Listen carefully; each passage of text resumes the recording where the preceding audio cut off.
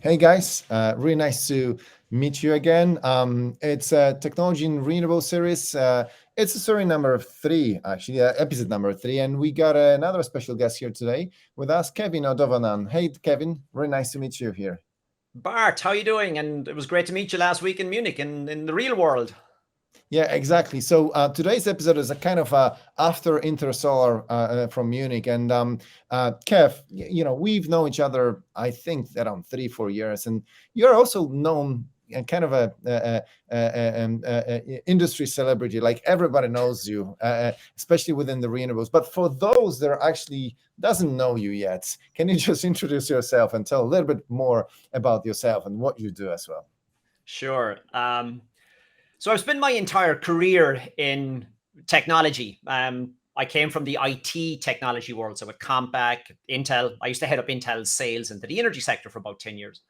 And for the last 5 years, I've been an independent consultant. And people will know me from spending a lot of time traveling around to various events, meeting folks like yourself and lots of other cool people, and seeing all the latest and greatest in terms of technology and some of the implications of what's coming down the line. Now, where I spend most of my time is in consulting with companies on how to use that technology and the implications, because as cool as the technology is, it's not just about it's cool technology, let's install it, right? You mentioned it's technology and renewables. There's no shortage of technology, but it's about doing it in a way that makes money and makes sense.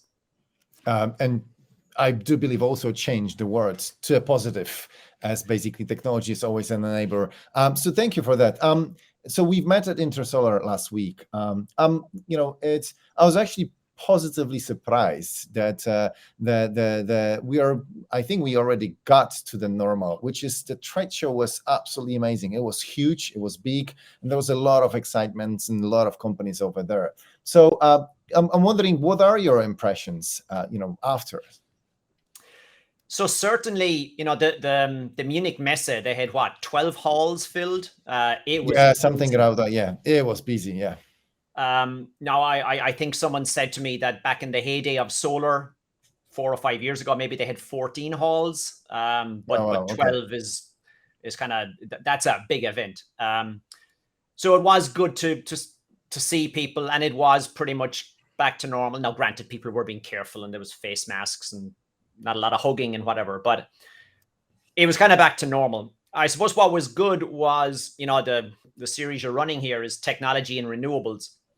And while we've had the challenges with COVID, with lockdowns, the crisis in Ukraine because of the Russian invasion, there's still no short of innovation. And there was more technology and new ideas, and not necessarily new technology, but just using technology we've had for a while in ways that now are sustainable, make money, etc. Right? So there's no shortage of that.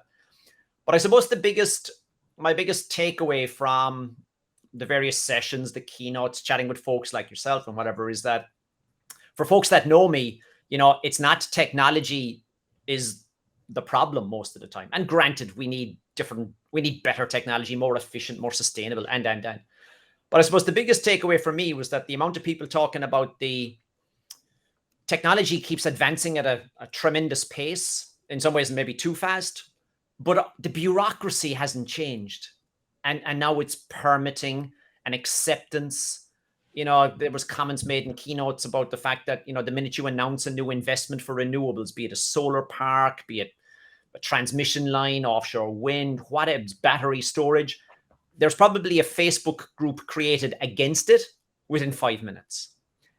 And that's the public perception. And then when you go to get permitting and whatever, it can take, 5, 10, 15 years to get some of this built. And then we complain that we're not going fast enough. So that was probably my key takeaway. Now, there's a lot of changes being made, right? But it was interesting to have technology wasn't the problem. It wasn't that, we need a better solar cell, or we need a better wind turbine, or we need a better battery.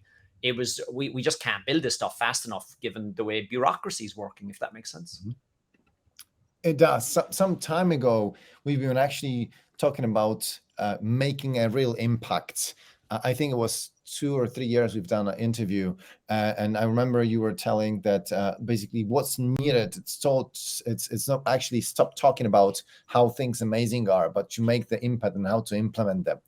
I understand that right now we've got the technology. The technology is advancing in an amazing pace, but basically, as you mentioned, the bureaucracy is what's holding things up as well.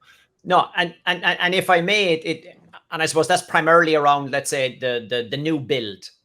And yet we're building a lot of new stuff. If you look at the amount of new solar, new wind that's being put out there, even during COVID, it blew away the project. If we were having this conversation 3 years ago, we wouldn't have guessed that there would be so much built out.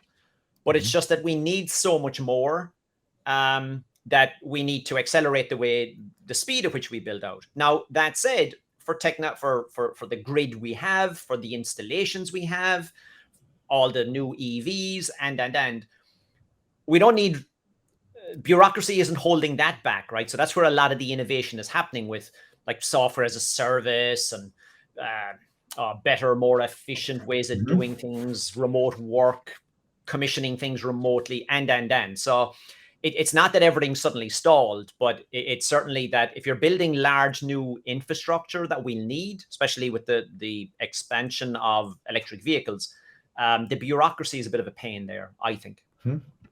Okay. So you mentioned that you spent most of your time at Intersolar at the Siemens booth. I know that you are kind of engaged with Siemens, but you are doing this because you're also excited about the cool stuff that they have.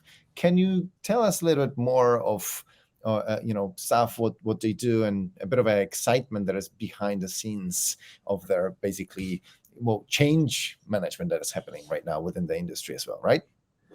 So for transparency, folks that know me, I do a lot of work with Siemens. I'm part of the Siemens influencer community, and I support them at a number of energy events like the Smarter E. And I suppose, as I said to various folks at Siemens over the years, in terms of what do Siemens do in the energy industry, it's kind of what don't they do, right? They cover a breadth of things. And so I was up there last week supporting them. Obviously, they had the booth, and they were, they're doing everything from out of the edge. So now eMobility, the substations, the software that runs everything. They've got inverters, they got PV, they've got the consulting, the whatever, right? So they cover a lot of things. I suppose the new thing that I was looking at with the Siemens team there was the week before the Smarter E, they had a big announcement from their grid software group.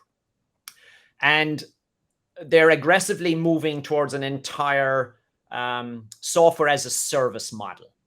And a lot of the software that people would be familiar with from Siemens for managing the grid, managing distributed resources, doing your eMobility, charging, et cetera, that's all moving to, let's say, cloud-based infrastructure, a software as a service model. I grew up in the world back in the 90s and early 2000s when when you got some new software, it came on a CD and you installed it in your own data center and you managed it and patched it and configured it and did it all yourself. The flexibility that software as a service brings to the entire energy industry and any industry that we see going on right now, that changes the game in a lot of ways, right? It makes things easier. Now, there are some challenges with it still, whereas the data, cybersecurity hasn't gone away, but at the same time, it's you don't have to do everything yourself anymore. You don't have to run your own data centers. You don't have to figure out if you're cyber secure and, right? Not to the same degree. So that's quite fascinating. And if I may, it's not just Siemens. If at Intersolar or the Smarter E, everybody was talking about software as a service and putting stuff in the cloud, and whether it's on Azure or AWS or Google or whoever, it's kind of the way that things are coming together. And my own personal opinion is that if you look at a lot of the different software that's out there today, it's not that one company can do everything. So you have to have software that works with other people nicely. Now, again, in my day, you'd hire a bunch of consultants to write adapters and middleware, and it was horrendously complex. Now with open APIs, things start working a lot faster and quicker. So you can mix and match kind of best in breed. So you're not locked in, and you can also change, right? If I have software as a service, if I don't like your service, I can move very quickly, which also keeps everybody on their toes, right? I think. So on the one hand, we are talking about like way bigger accessibility to the solutions and quicker deployments. Also interoperability when it comes to how they speak together with different, with different things. And I agree, there was a lot of companies over there that were actually looking, well, not looking, but announcing the cloud-based solutions. Speaking of which,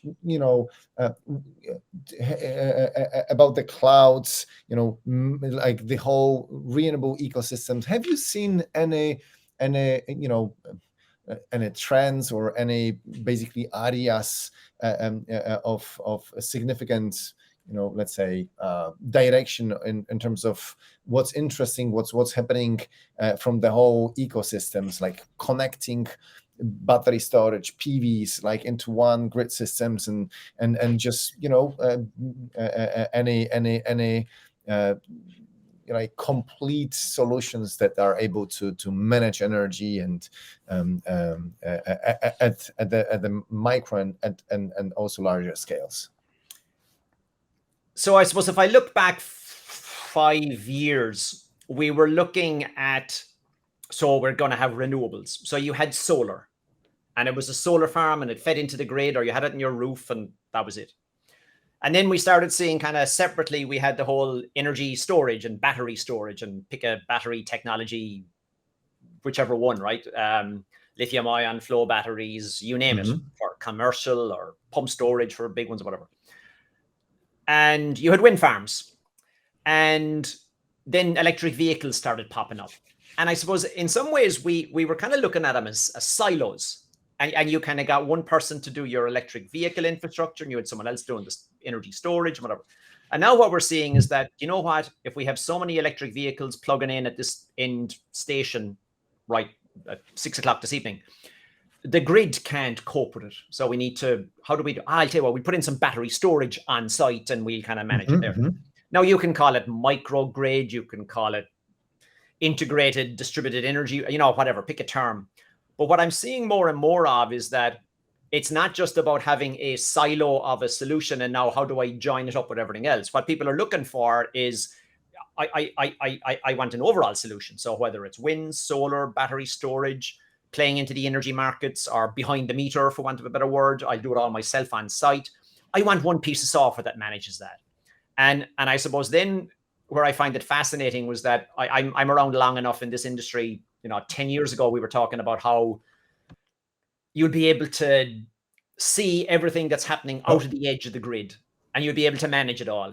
And I think then we all kind of figured out that, you know what, unless we have a quantum computer or something, we're never going to be able to manage everything because there's too many things. So it's kind of breaking it down into that system of systems. So it's like the street looks after itself. Your building looks after itself. This feeder line looks after itself. And it's only then if there's excess or too much or too little. One of the comments I heard I forget who mentioned it, but they were saying, we got to consume electrons locally, right? So we don't need to be transporting every electron around all over the Europe, because that has its own fun and game for balancing with transmission and distribution and. So I do think this kind of, what is it, the DRIMS, the distributed energy management systems, they're becoming far more important. It's not just I need a solar plant, or I need a wind, or I need a battery. It's no, I need them working together, and I need them working together without human intervention. I can't be sitting there watching an app all day going, what am I going to do if I'm running a facility? So AI, machine learning, all this stuff is becoming far more important.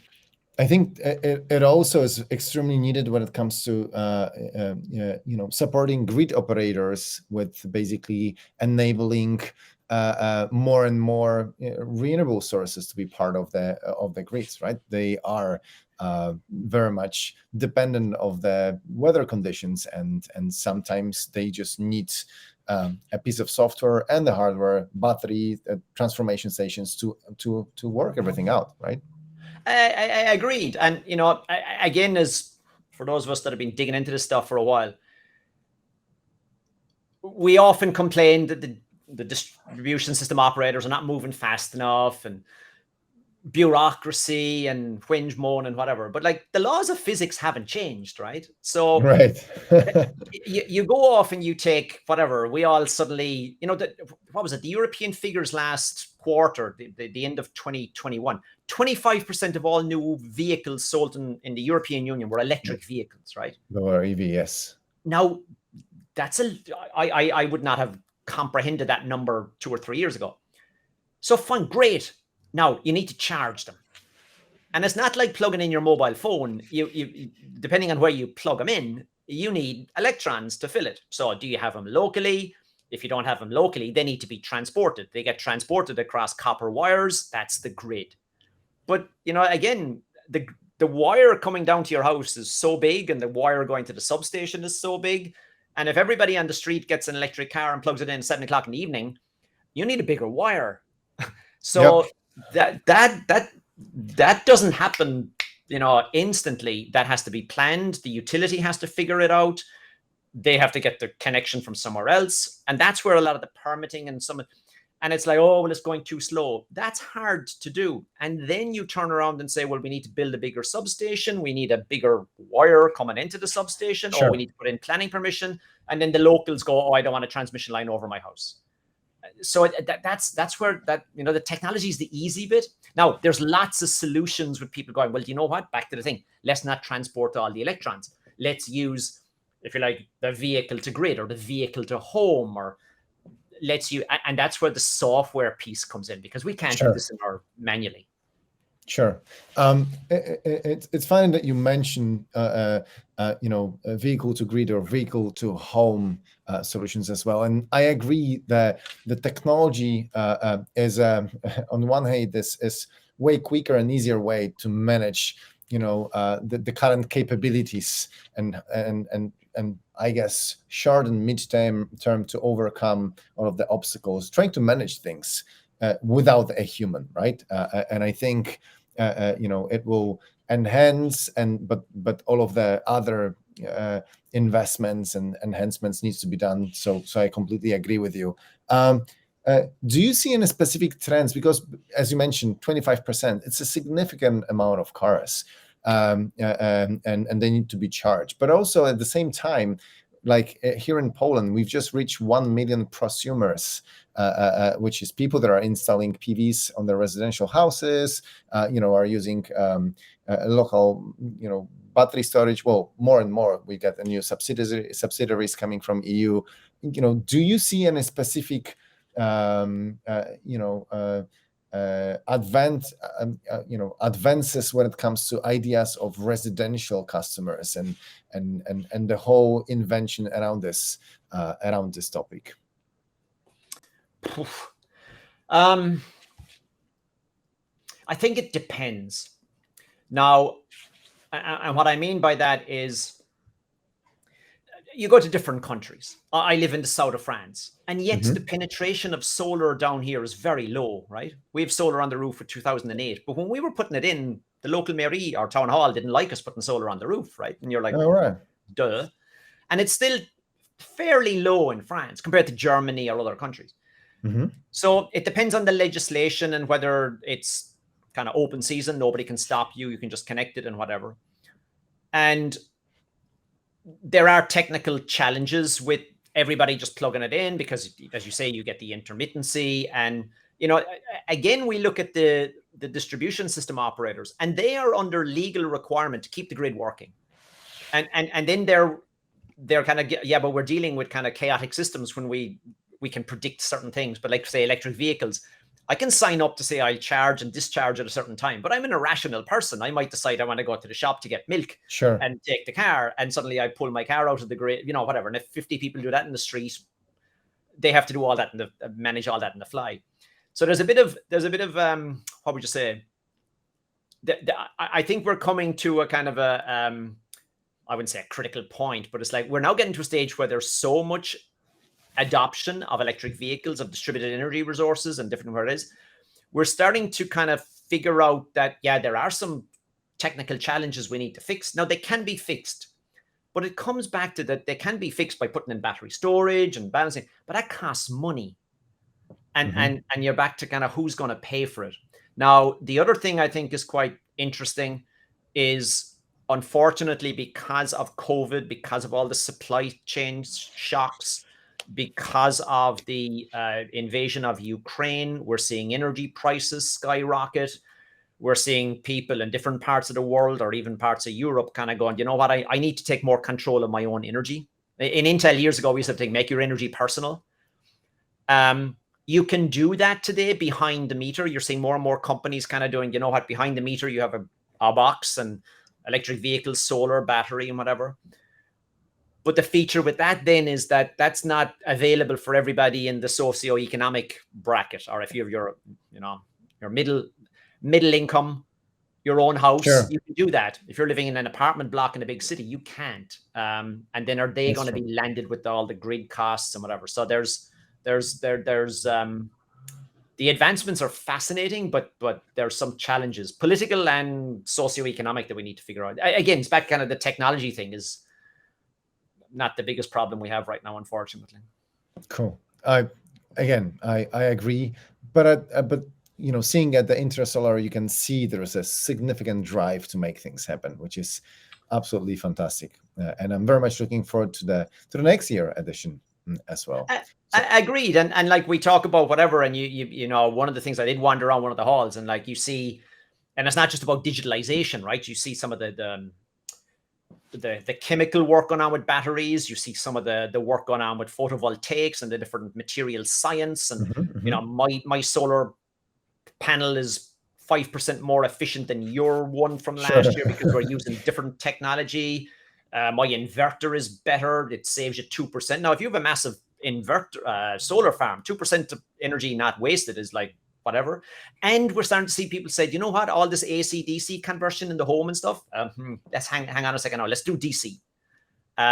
So that, again, and then you end up with less boxes and less AC to DC, and every time you do it, you've losses, right? So you're seeing little incremental steps, and then you see people with some new technologies where you can start you'll replace your windows on their building with a thing that's basically a solar panel, but you can see through it. Now, again, you need to refit buildings and whatever, but the innovation, you know, technology and renewables, it's not slowing down. You know, if you think it was fast for the last 3 or 4 years, well, buckle up. It's only getting started. But again, we get back to the thing. It has to be practicable. It has to be feasible. And how do we manage it?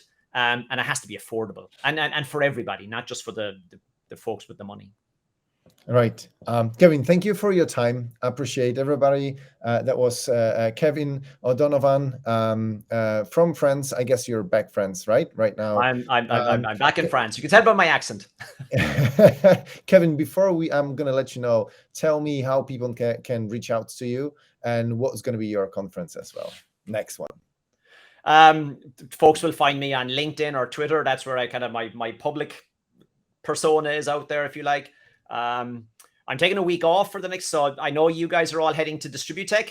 I won't make it. It was rescheduled from January, but my next trip is up to Hanover for the Hanover Messe, because a lot of the industrial IT or IoT, everything to do with future of work, AR, VR, you know, a lot of the technologies that we see coming into the energy industry come from industry, right?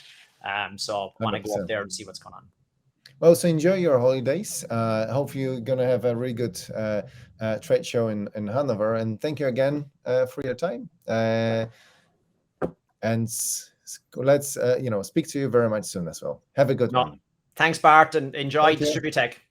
Thank you. Bye-bye. Ciao.